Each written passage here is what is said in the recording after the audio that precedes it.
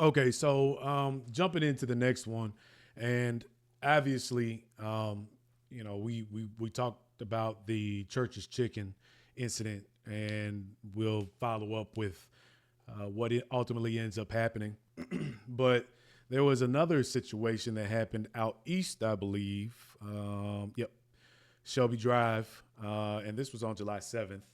But I think that it's important so everybody is aware that they need to be careful. I think everybody does know that. Be careful, but as much light as possible needs to be shined on these types of events because, um, like me, I don't go out past a certain time of the night. I just don't. I'm in the house. I'm 42 years old. I feel like I'm 42 years old. I'm trying to get my little workout on and stuff like that and make sure that I stay as fit as possible, both, with cardio and then, in the gym and trying to do different things, especially stretching and stuff like that now that I'm a little bit older. I was having a conversation. I'm getting off the subject, but I was having a conversation with somebody yesterday about old people problems, just different things on my body, in my body that hurts. You know what I mean? That previous I never even thought about. I have to stretch now, or it's a problem if I try to do something. So I can't be out after a certain time at night because I get up early in the morning and I do what I do. Now you might have a different schedule. You might stay up late and then get up late and still do what you do. I mean, but after a certain time at night, there's only certain shit happens after a certain time at night. You know what I mean? As far as bad things that can occur. I'm not saying that it can't occur to you, occur during the daytime. I'm not saying that at all. But more often than not, things are happening after a certain time at night. And it doesn't even have to be late nowadays, it seems. That church's chicken incident happened sometime within the 8 o'clock hour, or it was definitely before 9 because 9 is when police officers arrived. This situation that looks like happened around 9:30 p.m. So you can't even go out late. I'm just saying be prepared. Have a plan. Whatever it is you're going to do, directly A to B. Don't be lackadaisical looking in your telephone, not paying attention. Look around you, see who's around you. If something doesn't look right, doesn't feel right, then don't do it. And just, stay ready. Because right now, until we get into, trying to catch our youths and trying to give a certain level of a different direction to the youth that are receptive of a different direction, these things are going to happen. Folks are hungry. They if you're hungry, you tend to do things. It could be a lot of different influences. But I'd be real interested to see if, we can get, and I don't know if this situation was something where, they may have known each other, but I've seen a lot of situations here in Memphis where people are at random gas stations and things happen to them and they don't have any clue who that person is. They just were in the wrong place at the wrong time. And in those situations, you do your best to keep yourself safe. So let's take a look at this story. Gas station shootout caught on camera. And I think they actually have the video of the actual shootout, but let's read it and then we'll look at the videos. So, again, this was on July 7th and this story was posted by Action News 5. So surveillance footage shows a shootout at a gas station in Southeast Memphis. The shooting happened at BP at 5925 East Shelby Drive on July 7th around 9:30 p.m. And I would go to this gas station. I'm sure it's not the best, but I would go to this gas station at 9:30 p.m. and I wouldn't be expecting for this type of thing to happen. So police say a man was returning to his parked car when a man got out of a Chevy Impala armed with a small assault rifle, pointed it at him, and demanded his property. The victim then pulled out a handgun from his pocket, and the two exchanged gunfire. The suspect returned to the Impala and left the scene with 2 other people inside the car. Locals who go to the gas station often, like Olivia Coe, said it is a crazy video, but it's not surprising. So she says, I see it pretty often. I go into the gas station and guys come out with big choppers on them all of the time. It's just not normal. It's just normal. It's pretty scary because the people shooting each other don't hit each other, Coe said. Phil McKinnon is a truck driver who frequently stops at that station. He said this shows that you always need to be aware of your surroundings. You have to be careful. You have to watch your back. You have to watch your front and your back. You have to be careful in these streets. There's no word on any injuries. Memphis police said this is a active investigation. No arrests have been made. It's real peculiar that there's it's constantly a situation where no arrests have been made. That's beyond me. And maybe because they were reporting this. They published this on July 11th, and it happened on the 7th. It's 3 days. Let's take a look at the video. That's what taking action for you is all about. We're going to go that extra mile for you and find tangible solutions, ideas this morning. I'm Andrew Douglas. I'm a proud Memphian, and I'm proud to be taking action for you.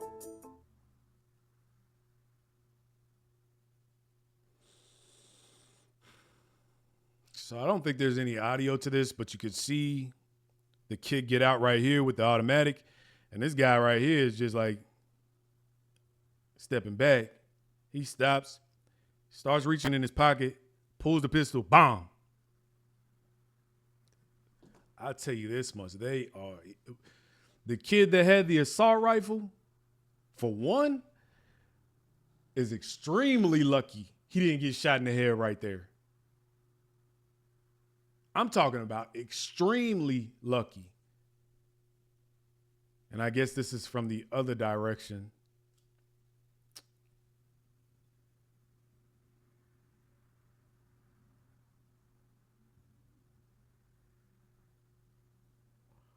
Dog. Man. That is crazy. Man, I'm surprised somebody didn't get lit up. Well, glory be to God that is all I can say, that nobody was killed in this situation. It's absolutely senseless. I am glad the kid in the green shirt had a weapon on him, because whatever this young man right here had in mind, as far as he wasn't going to get away with, he wasn't going to leave with much. It didn't look like he was trying to get the car necessarily, because the way he came out at him, he wasn't going for the door. And this guy was coming out and it looked like he was about to jump into his car. Then he backed up, closed the door.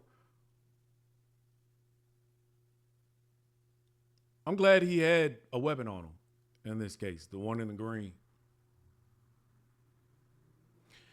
And this kid right here with the backpack on, they need to find him and get him off the street. And whoever else was in that car. See, this is the thing for me. In my opinion, these violent acts need to be the ones that we are finding, handling. It needs to be swift, whatever it is, because the shit, it doesn't make any sense, the things that they're doing.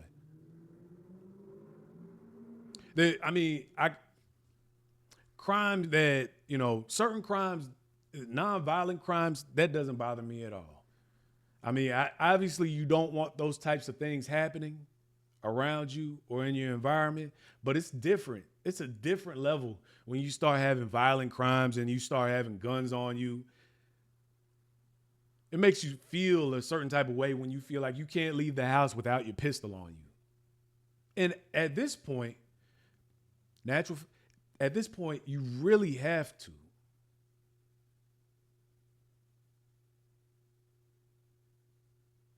But then you have to deal with all the backlash and all the rest of that stuff. You don't know when somebody's going to try to run up on you or what.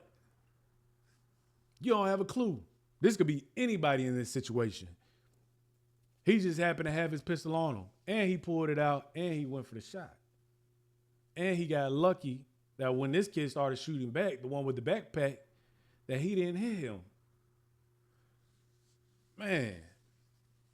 You know, I mean, it's a tough deal. And I just hope that, one, they get whoever it was that was the kids that were inside that Chevy Impala, all of them. And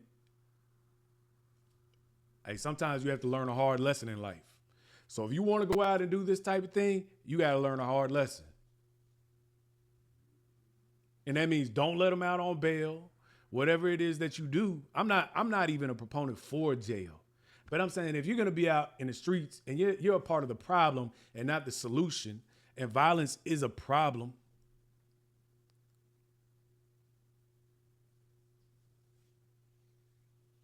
there needs to be some hard examples set. And what's so, yeah, there needs to be some hard examples set. I hate to even talk badly, but people look at Memphis like the Wild Wild West. Like, you come into Memphis to do anything. You can drive at 120 miles an hour. You can race somebody and all the rest of this old craziness. You know what I mean? You don't have to have any, you have absolutely no regard for anybody that's on the street. There's no police out there. You definitely don't have to worry about the police. You can run up on somebody with a gun whenever you get ready to, or you get mad at somebody, go pop a trunk and go shoot it out. Or even like when I was out in front of my house, a couple of weeks ago, I told you all a story about, like I said, I could have handled the situation differently, but I had to park in a certain place. Somebody was in my parking spot, and we exchanged words over it. But I felt like he was being disrespectful because he was telling me what I needed to be doing at my house. But anyways, more of the story is, after we said our words, the man went to go grab a pistol and put it in his pants. See, what's crazy about that situation is, I felt like, and I'm talking about in this specific situation, the reason why he went to go get a pistol was because he was scared. I didn't move. I stood on my square. I 10 toes down. I said what I had to say, and I believed what I had to say. And he said he's not that guy and all the rest of that. And I said, I don't care who you are. Facts remain. At my house, I don't like that type of stuff. He grabs a pistol and puts it in his pants. For what? These are the types of situations that go left real quick. And so, but I just feel like, and maybe he felt safer with that pistol on him at that point in time. All right, fine. That's a character thing. That's something that you have to deal with. I don't care about it. Just don't bring that bullshit around my house. But the thing about it is there's those people, and then there's people that do right, you know what I mean? And they have it for their protection. And then there's people that are going and trying to do something to somebody else with a weapon. Those are really the only things that, you know, I mean, obviously there's certain things that will get you thrown in jail and you may or may not even deserve. But those are the only things in my mind, because now you're bringing down the energy of the city. You're bringing down the reputation of the city. You're bringing down the morale of everybody else that lives in that neighborhood. You're doing all these things to hurt the people that are around you because of bad decision making. You can't make the right decision in the right time. You want to go take what somebody else has instead of go work for it yourself, or whatever the situation is. I don't know what it is, but what I do know is that there's no place for violence. You know how much bigger we would be as a community? How much further along we would be as a community? We lost some people that, you know, could have added to for ridiculous things, it's getting out of control. And something needs to happen. Something concrete and very, very noticeable. Now, we might have, and protect yourself. So I'll leave that there. This is unfortunate. I would like to see who gets arrested in this case, whether or not the police, we can look into see whether or not the police are taking action on it. As a matter of fact, I will. So I'll make sure we'll have a follow-up on this one way or the other, and find out what happened with this gas station shooting, and see if they brought somebody into custody. All right, so enough on that one. We'll get into some city council stuff next. Let's see what we got.